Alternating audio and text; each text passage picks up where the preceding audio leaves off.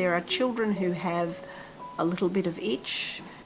There are other children with extremely severe itch from birth.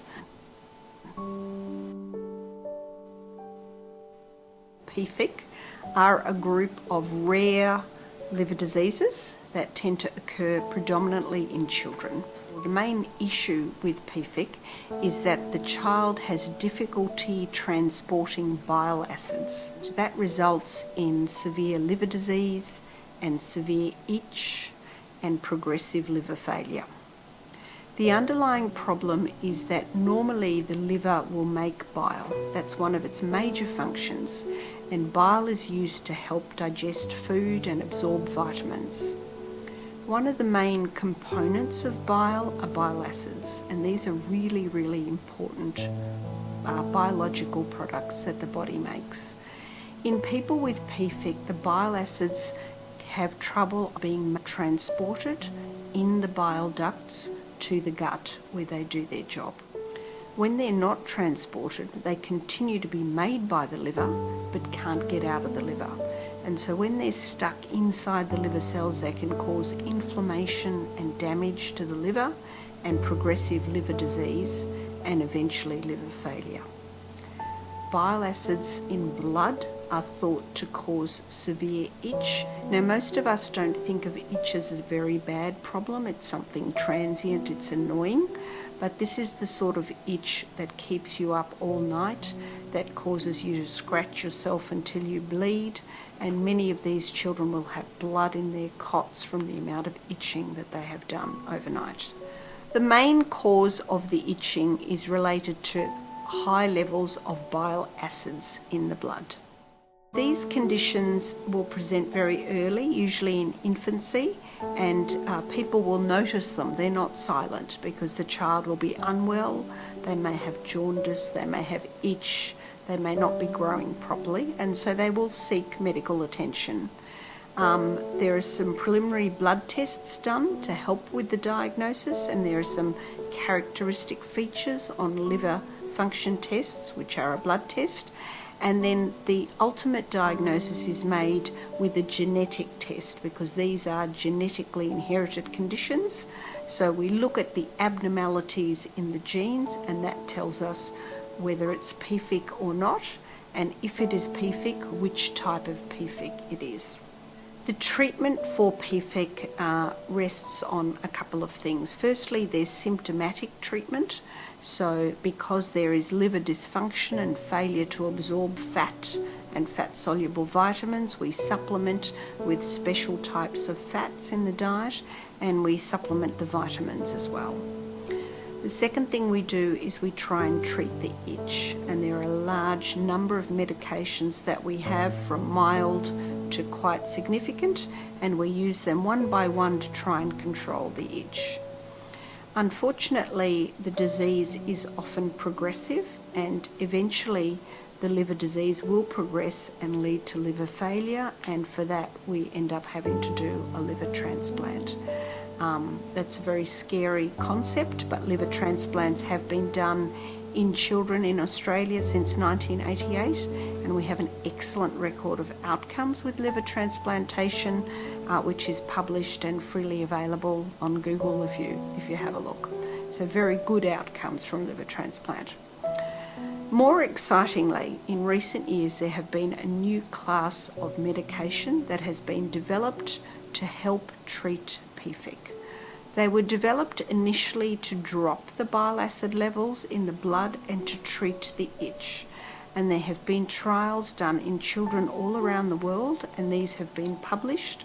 And the trials have been very successful to the point that these drugs are now available in Europe and in America. In Australia, we don't have access to them yet, but they can be available on what we call compassionate access. So you can't go to a doctor and get a script, but if you go to a specialist paediatric gastroenterologist, they can order the medication for you. The exciting thing about these medicines is they were designed to help reduce bile acids and treat itch.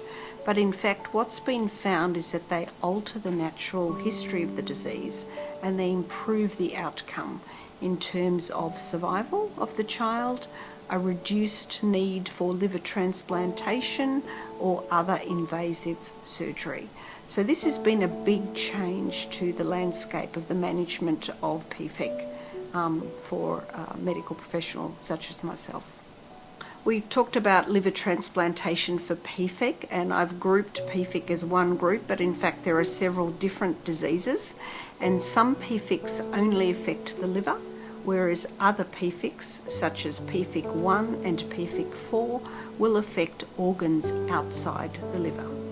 When we do a liver transplantation, obviously we are only taking out the old damaged liver and putting in a new liver. So for those PFICs where the PFIC only affects the liver, we're effectively curing the PFIC because the PFIC is gone, and then the child and family only have to manage the liver and the liver transplant. For some PFICs, like PFIC1 in particular, the gut is also involved, so some children can get some ongoing symptoms such as diarrhea and fat developing in the liver transplant after the liver transplantation. However, there are treatments for this also. There's always a temptation in liver diseases to say, why don't we just do a transplant up front and cure the disease if we can?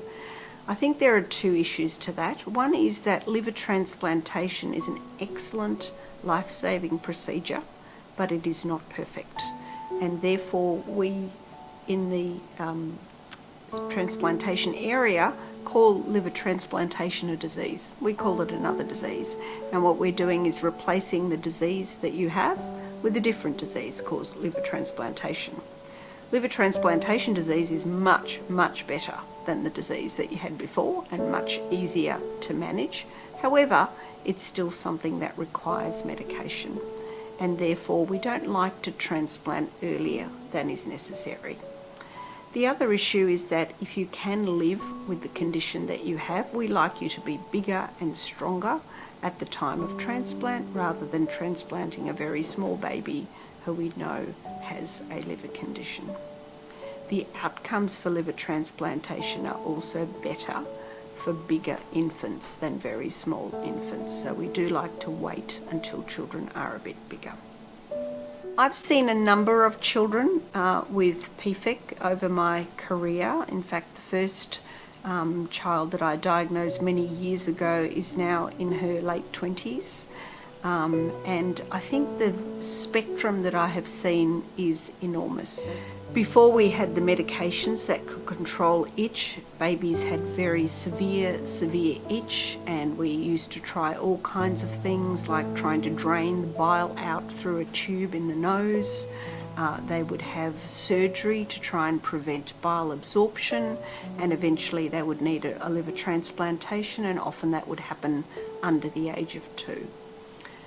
So that was, if you like, the most severe. But there is a very big spectrum because there are many different types of PFIC, and there's also variation within each type of PFIC. But if you are a family member or a parent of a child with PFIC, your paediatric gastroenterologist will be able to give you a lot of information now because there is a lot of research in this area in addition to the medications that are available. So we have a good handle on what the natural history is likely to be, what your response to medications is likely to be, and what the response to transplantation is likely to be.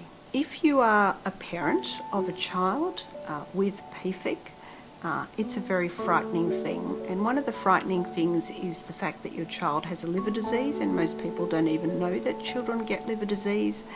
And then when you talk about the liver disease, it's an extremely rare disease. So there's very few people in the country that actually look after this disease.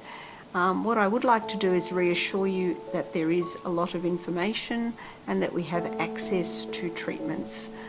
You should not be frightened, and you should get yourself on a support group. There are many support groups. In particular, there's an American support group that other parents of children with PFIC who have a lot of information.